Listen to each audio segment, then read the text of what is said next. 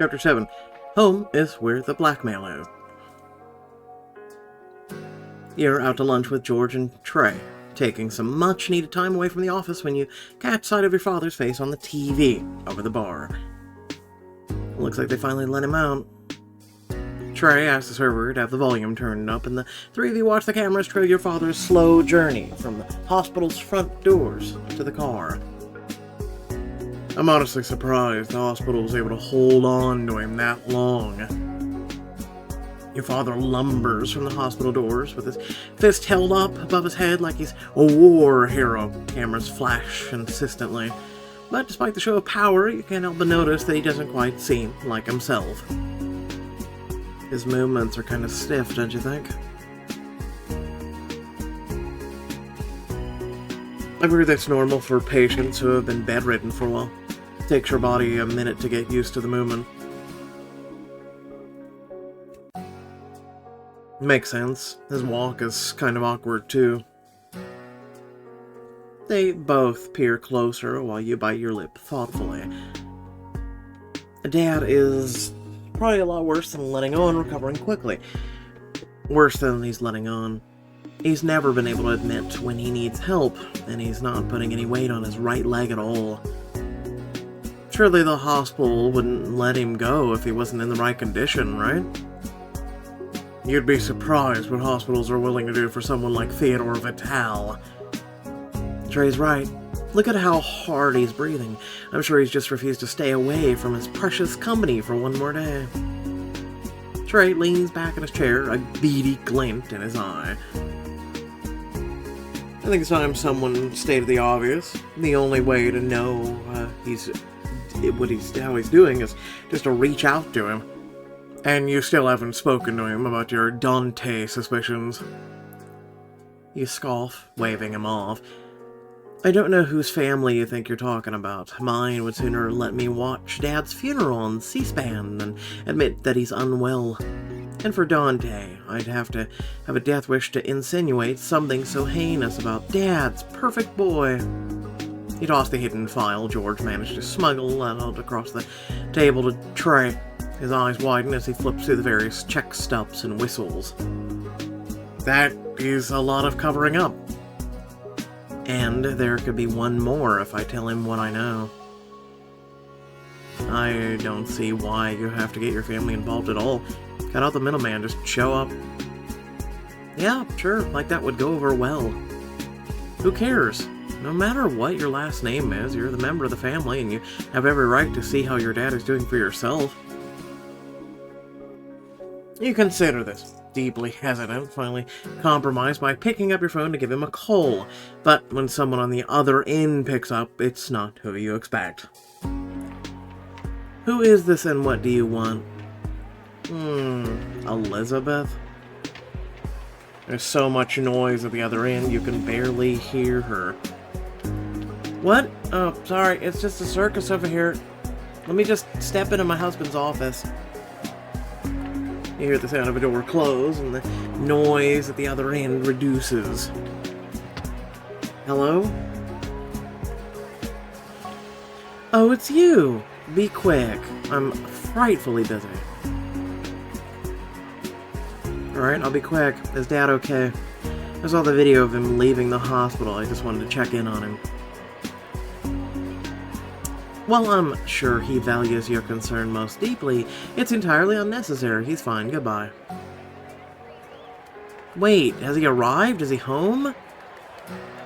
Yes. That's what all the hubbub is about. I'm having the house redone so it's easy for him to get around.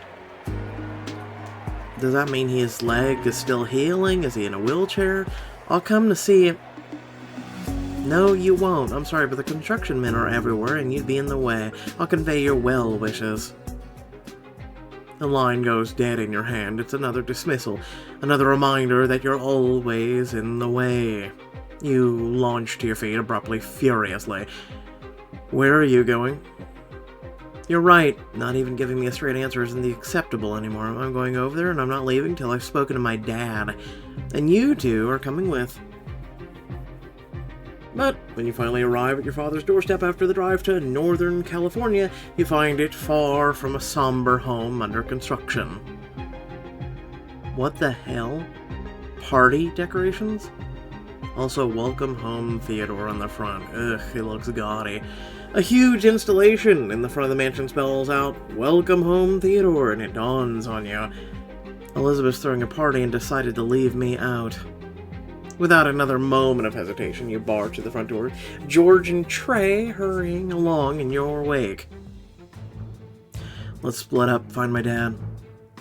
You set off towards the living room, but you don't make it far before you hear the muffled sounds of high heels moving at clipped pace on the plush carpet. Elizabeth cuts across the room to stop you in your tracks. I demand to know what the hell you're doing here. You weren't invited. I expressly told you to stay away. And I won't be told when I can see my own father. And another thing. As much fun as it would be to keep my cool, piss off. You might want to look into a Botox, because you're finally starting to look like a witch on the outside, too. How dare you speak to me like this? So easily. Want to see me do it again? Shit. Oh, that was good. You've never known how to respect your betters, but I suppose I must blame it on the breeding.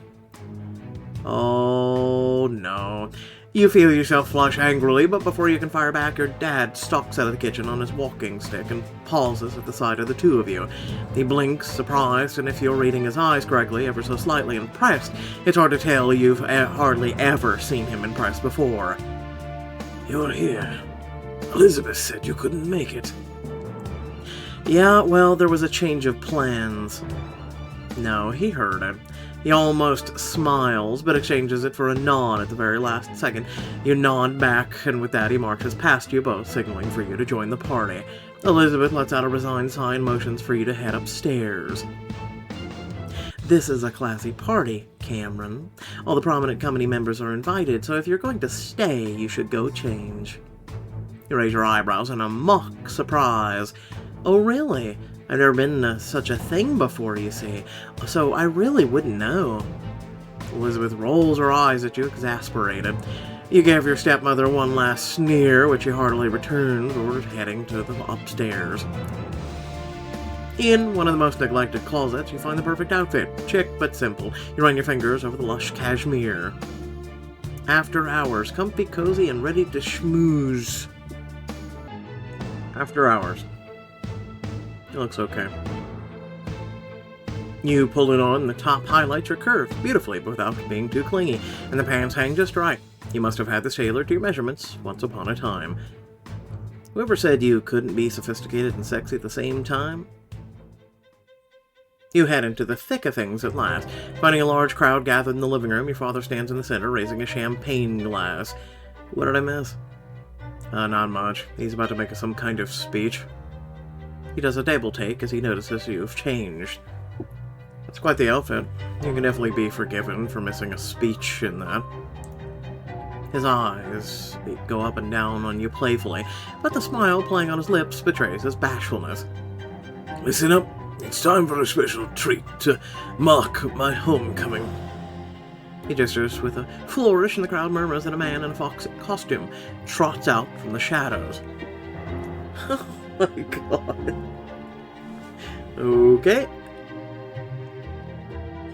Alongside this oddity, Elizabeth produces a golden egg and hands it to your dad. What on earth? When I was young, a couple 100 years ago, my old man would take us on the countryside fox hunts. We had to snare the animal to bring it back its pretty pelt, and my brothers and I couldn't return without our fair share. As if to punctuate his words, the fox does a little twerk, flopping his tail about. Whoever brought back the best pelt would be awarded the finest treat. The convenience store could offer a chocolate egg wrapped in gold foil. We stayed out for hours, those damn pelts. The taste of chocolate so strong on my tongue I was drooling, but what I only realized later, The egg was never the treat, the most important prize was my father's favor. He hands the ornate egg to the foxman and slaps him on the ass with a heavy sigh. The man dashes out of the room and onto the ground. Your father's voice booms over you all as you watch his departure. My father never amounted to a goddamn thing, but his word was as good as gold. Now, I'm in that stage of life, and I've gotten the memories and the means to move mountains. So, tonight my favor is available for you all to curry. Simply retrieve the egg from the fox and bring it back to me. And of course, as in real world, there are no rules. Excited chatter swells up from the crowd as they digest this contest. What do you think, Cameron? The allure of the egg and an audience with your father is certainly intriguing.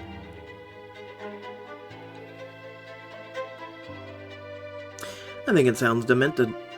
I can't believe he's actually got staff members dressed up in Halloween costumes running around the garden. Honestly, from the stories I've heard around the office, it's one of his tamer moves. And we're supposed to curry his favor with an egg?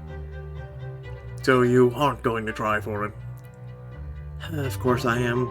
I'm just going to do it with a bad attitude. I mean, as they say, it's my party and I'll cry if I want to, so, yeah. You move outside with the crowd into a dazzling afternoon, and take your place at the starting line with the others, including George, Trey, Dante, and some of the other young associates. But over by the house, you see your father motioning to Sabrina to stay inside with him. You read his you read his lips form the word safe.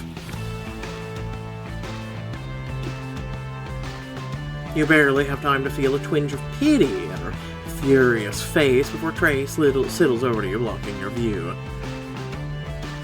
For the record, I'll take no pleasure in beating you. He grins, seemingly taking a great deal of pleasure in the thought of beating you, especially when you look like that. His gaze flickers over you, distracted. Sure, your pretty outfit won't get caught in the brambles. I think I'll be perfectly fine. You just try and keep up with me, sweetheart. And at that, the whistle sounds. Everyone dashes off in different directions, inciting immediate chaos. You make for the back of the house where you last saw the foxman, but you're not alone. On your right, he dashes right past you, and you realize your chances of getting the egg are dwindling with every stride. Hey, George. Have I ever told you how sexy you look from behind? Sweat dots his brows, and he turns to glance at you, his pace slowing. What did you say? Oh, so he's not working with us, he's working against us. You let your eyes trail down his body. Damn, you should really wear your hair like that more often. At this, he loses his footing, tripping into the grass. Wear your hair like what? He's a guy. You pass him with a laugh that he returns, wrinkling his nose in embarrassment, not him nose. Jesus, Pixelberry. You're breathing hard when you turn towards the back of the house, and as you turn the corner, you realize you're not alone. What a surprise. Someone else is panting just behind you, practically sticking to your elbow. Stop latching on to me, Dante. You stop getting in my way. He tries to shove forward. You know what? I'm gonna trick him. You glance over your shoulder and let out a false gasp, abruptly changing direction. Dante, thinking you've seen the foxman, follows suit. You pretend to lag behind and let him overtake you. Better stay in your lane, Kincaid. Soon he's racing off in entirely the wrong direction. Oh, what an idiot. Like most of this family. You can't be that far from behind the treasure now. You glance around and see the foxman at last lurking near the hedges. I'd better be sneaky about this. If he sees me coming, he'll bolt. You drop low, creeping in the enormous hedges to try to hide from view, weaving your way through them carefully, but before you're gone far, you sense someone behind you and spin around to see Well, fancy meeting you here. He's crouched in the bushes, the same as you. You feel a twinge of frustration and inspiration. Hey Trey, remember our first kiss? We were in a garden. His eyes flicker to your lips. Of course I remember. You lean in close as his eyes widen, placing a hand on his chest. What a recreate. You can feel his heartbeat under your palm erratic, his eyes flutter shut as his lips near his. And in a sudden move, you push him into the bushes behind him before turning and darting away. Hey! All's fair in love and war, buddy. You burst out of the greenery, dashing straight for the foxman who sees you and squeaks in surprise. Well played, Cameron. You have no time to acknowledge the compliment. The foxman tries to turn and run, but you're too quick and you leap for him. But another Vitali associate, some young nobody you've hardly interacted with, gets there at the same time. Please, Miss Kincaid, let me have it. You ignore him, the two of you wrestle furiously, trying to retrieve the egg from the pocket of his costume. You're already VP of the company. You're his kid. There's nothing he won't give you. I need this, please. What the hell could you possibly need so badly? I kind of lost my job, and I haven't told my moms yet. You snort and keep your hands fiercely on the foxman, refusing to give up your prize. I need your dad's favor to get back the job without either of them knowing. They'd kill me. How did you even get in here if you were fired? He blushes, looks down, barely mumbling his answer. One of my moms brought me. You know her. Vitality's general counsel. Oh, so this would be a favor that he owes you. And the mom owes you. You fall silent, the pieces connecting. The GC's son, he needs his job back, and you need Ariel Congilo to fall in line. Maybe there's a deal to be made here. Game over.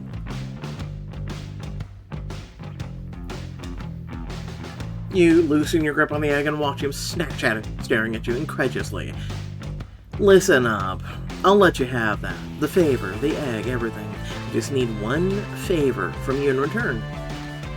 Of course, anything. Put in a good word for me with your mom. You can do that, can't you? Yeah, absolutely. Smart boy. Let's head back.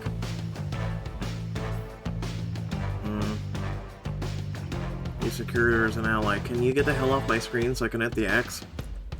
I don't need to hit, anything else to, it's really annoying. We should put the X on the bottom and then the message at the top.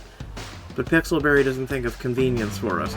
Anyway, you return to the estate together where he holds up the egg in victory. Once you're inside of the crowd, you hear a smattering of applause and your father's booming praise. But Ariel stares at you from the crowd, skepticism oozing from her gaze. You just smile back at her, unruffled, until she's forced to return it. The party moves back inside, and you take a breather to scan the crowd.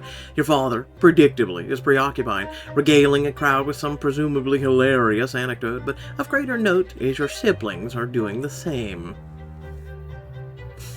The party's packed with Vitality board members and managers. I've got to get out there and do some networking of my own. You zero in on George chatting with some longtime managers and head over to join him. Before you can reach him, you're headed off by one of the minor board members. Miss Kincaid, we were led to believe you wouldn't be here tonight, but you certainly seem prepared.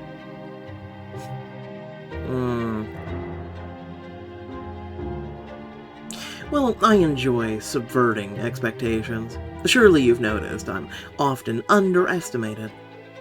I must admit there's some truth to that. Usually to my opponent's own peril. I'm sure I'll keep that in mind for the future. With that, she nods politely, turns away, leaving you to continue on your path to George and the managers. Cameron, hey, I was just telling the others how excited I am to be at my first company party. I thought I was only the only newbie, but turns out this is all of their first too. Yep, it is. Sure is. Happy to be here. Me too, look. Great party. Wow, this dialogue is amazing. Good to see your father up and about. They all smile, genuinely enough, but there's a distinct pall of discomfort hanging over them. Lovely little get-together, isn't it? Indeed, although I must say it's a surprise seeing you here, Miss Kincaid. I'm not sure I've ever seen you out of the office, particularly in such an intimate setting. They exchange glances over the rims of their glasses. I'm of the opinion that...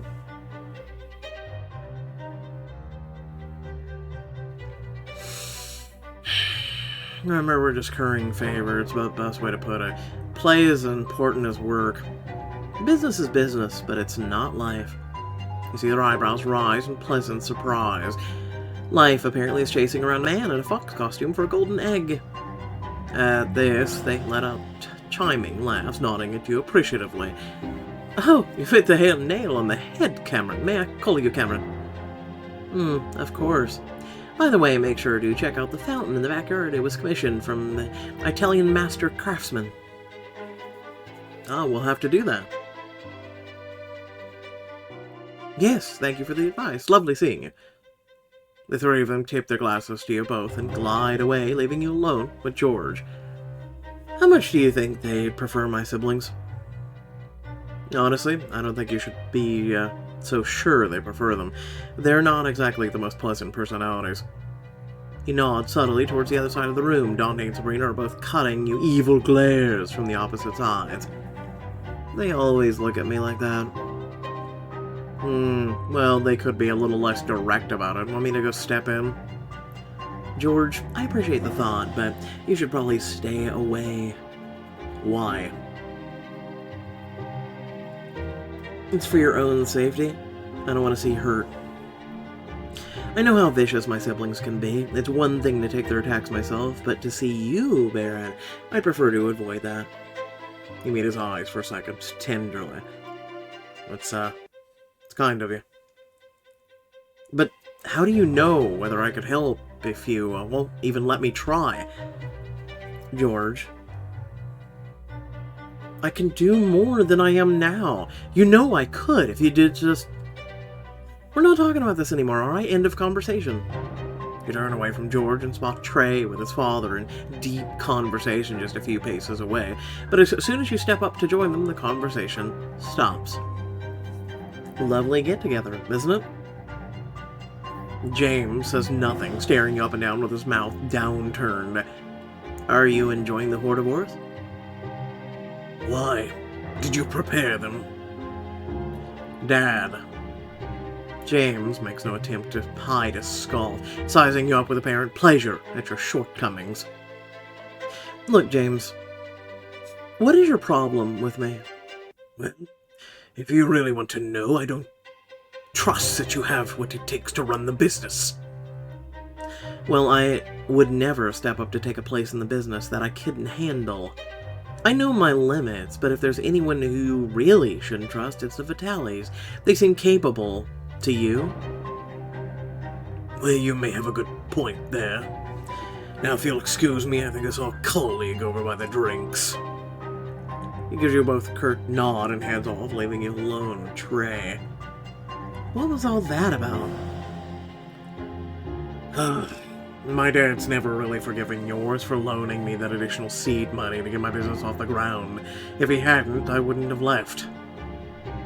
But why would you have needed to borrow money? I've had multiple Vitality-funded trusts since I could walk. Where did all your dad's money go? Honestly, I don't have a clue. But it's why I'm ambitious with my own business. The sooner I go global, the sooner I can put my dad's mind at ease. No, I'm sure you'll make it. You've got the brains and the beauty. Oh, you think so? Yeah, you're a full package. I really mean it, Trey. I have every faith in you. Trey leans in, challenge in his eyes. You burn to respond to it. But you remember where you are, settle for giving him a playful smack on the arm.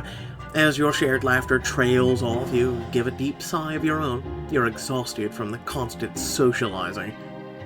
Give me a minute. I'm gonna go grab a glass of water. Maybe something less fancy to eat than deviled eggs. I flash him a quick smile and turn away to maneuver through the party. Finally, you dip through a side door into the kitchen. closing it behind you with relief. When you turn to face the marble countertops, you see you're not alone.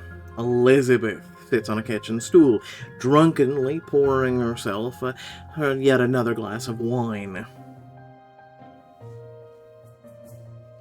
Oh, you're here, are you? Like a cockroach, a bloody impossible to stamp out. She's so wasted, her words are slurred together. You feel like your temper rising, but decide it's hardly worth it if she won't even remember your riposte in the morning. I suggest you call it a night, Elizabeth, before you embarrass yourself. You turn to leave, but a sudden sniff from behind you makes you pause. Go on then, leave me. Like everybody else. The hell are you on about? You're stunned to find her eyes glistening with unshed tears. Her rare show of vulnerability is unsettling, to say the least. What do you mean? You have your kids, a loving husband. Oh, loving! I hate them all, every last one of them. The stories I could tell you about those ingrates. Please, by all means. To your enormous surprise, she pats the stool next to her and pours out a glass for you. Some of the wine sloshes over the side. You walk towards her, hesitant. Why don't you have a seat? I've got plenty to say, and you're the only damn one here. Listen. She raises her glass to her lips again. Okay. Here we go! Cheers in that case. You settle into the stool next to her and pick up your own glass as she drinks you a mirror, though much smaller sips. At least the wine's decent. Decent, this is vintage, my dear. I doubt you've ever tasted anything like it. She smacks her lips with a relish, eyeing you beadily. Well, then about I had a taste, wouldn't you agree? She lets out a barking laugh, spilling some of her wine, then lapses back into a sudden silence. She seems to teeter on the verge of bursting with speech, but doesn't quite know where to begin. So you hate them all? Tell me. Were you always like this? She laughs again, but it sounds strangled, as if choking on her own bitterness. You're a smart kid. What do you think? You stay silent, hoping she'll continue. When I was a girl, everyone thought I was some kind of angel, sweet, demure. The truth is, I was pretty. That's all. But beauty can often pass for kindness. It can pass for a lot if you play your cards right. Yep. Her voice shivers, seized by sudden sadness.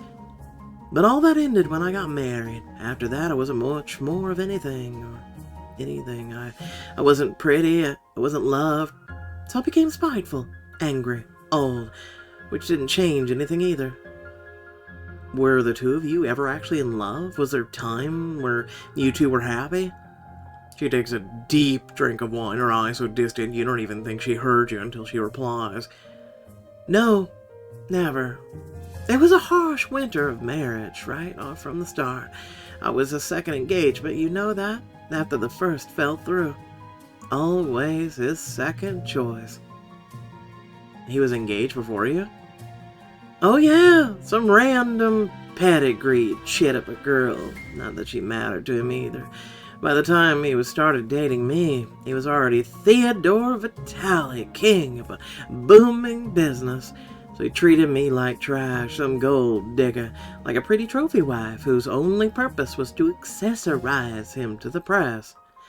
And when the cameras were flashing, he was perfectly courteous. But in private, insults, indifferences, hate, it all fades into one thing. After a while, did you ever think about leaving? I'm not surprised you jumped so quickly to the easiest out. It would have been a remarkably stupid thing to do. Without him, I have nothing. Oof, that means she's been beat down so hard that she thinks she has nothing and she is nothing. Never let yourself get that way, ladies. Every single one of you has importance. Every one of you. Don't ever let anyone tell you otherwise. She pauses, twining her fingers around her wine glass.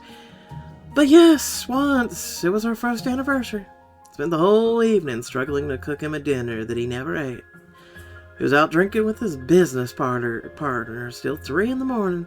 That was the worst argument we'd ever had, but then I found out I was pregnant, Dante, and that gave me hope.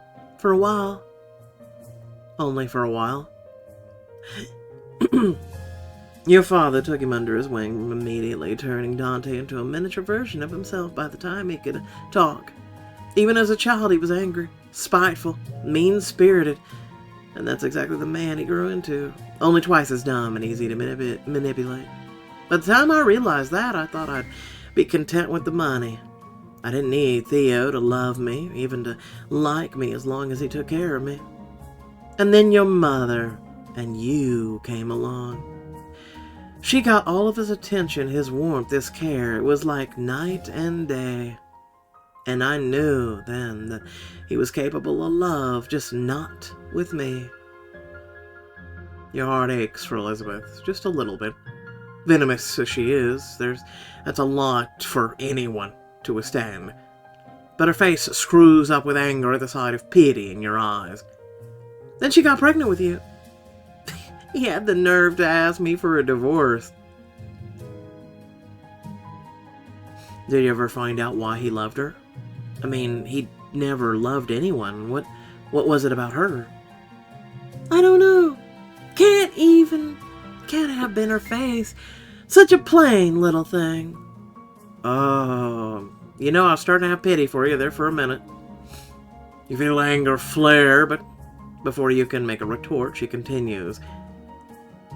But she put a warmth in him. I haven't seen it before or since. Maybe it was her cooking. God, I've always hated cooking. Or her songs. You let that slip once, that she could sing. Unbidden, the sound of your mother's voice singing you a lullaby fills your brain, and you swallow the lump in your throat. So what did you say when he asked you for a divorce? I wouldn't allow it, of course. Threatened to take him for everything he was worth. Got him to stay, but he never stopped loving and dawning on you. Wait, what? So you knew I existed? They always told me that you didn't even know until my mother died. She stares back at you coldly, sipping her wine. Yes, that was the one of the concessions your dear father ever made. I couldn't stand the thought of everyone knowing that I'd allowed such disrespect, so when your mother died, we came up with that story. But I knew, and when you actually moved in with us, I pushed my body to my limits. I didn't even know it had, just to have Sabrina. Why? Surely you didn't think another baby would fix the marriage. Screw the marriage! I did it so the press, the whole world, could see I wasn't a victim. Trapped in this union, I was fine. We were fine. Was it worth it? She makes an attempt at a laugh, but this isn't so croaky and faded that it barely sounds like one anymore.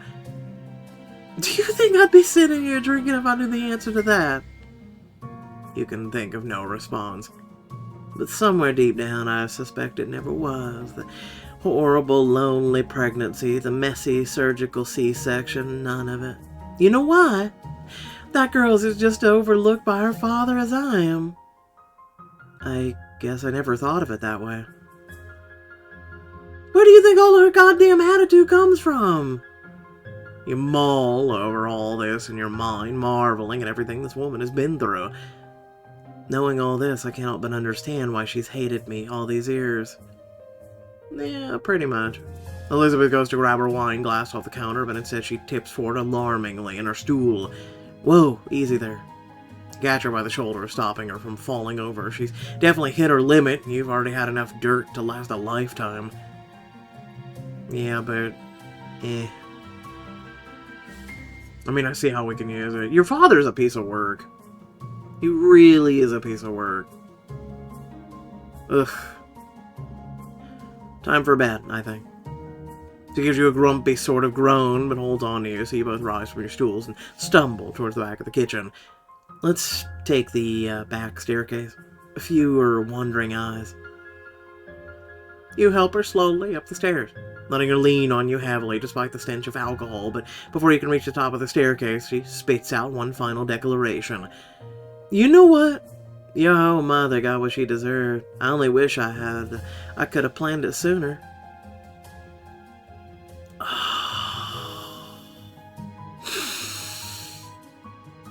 No, I won't push her down the stairs. I won't do it.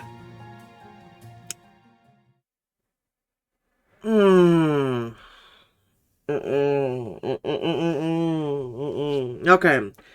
Before I gotta say what I gotta say, please remember that if you did enjoy the channel and the content and everything I do, please remember to like, share, and subscribe. Be greatly appreciated. Please consider sharing this channel, sharing these videos, sharing whatnot, because without viewers that are able to do that, pretty much I'm just here talking to myself. Otherwise, let me know what you thought down in the comment section, but here we go. Again, it's a constant war to try and understand someone like that. And there for a minute, I can understand her. And like I said, I was starting to build some empathy and whatever. You know, it's not really pity. It's empathy for her to understand, right? It's not really pity. A lot of people are like, no, it's going to be pity. And she thought it was pity, too.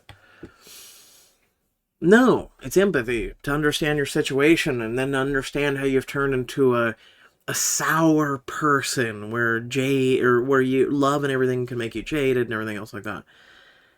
But money is a corrupter. It really is. It's something that, you know, the old saying is money can't buy happiness. And typically those are, you know, a certain type of people that say that. When you can barely afford to eat, you know damn well money can buy that happiness, and you wish that you had a little bit more money so you could actually afford to eat or afford to have heat or electricity or things like that. But then where does it stop?